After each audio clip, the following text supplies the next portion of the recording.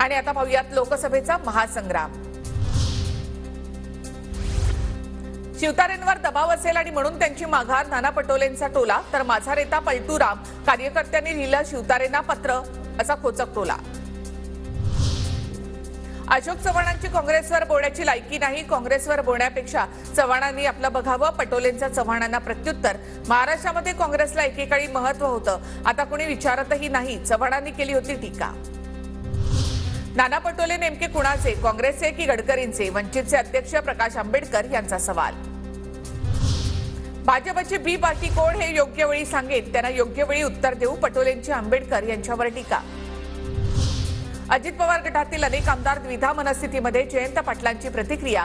अजित पवार गटातील काही आमदार शरद पवारांच्या नेतृत्वामध्ये काम करताना दिसतील, असाही दावा।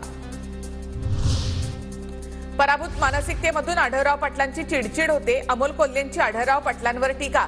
ते वयस्कर असून त्यांनी लवकर बरं व्हावं एवढीच सदिच्छा, असाही टोला।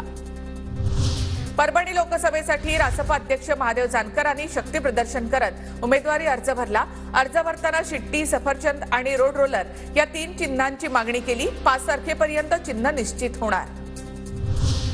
अहमदनगर दक्षिणचे महाविकास आघाडीचे उमेदवार निलेश लंकेंची आजपासून जनसंवाद यात्रा। पाथर्डीमधील मोहटा देवी गडावरून यात्रेला सुरुवात, 16 एप्रिलला यात्रेची सांगता।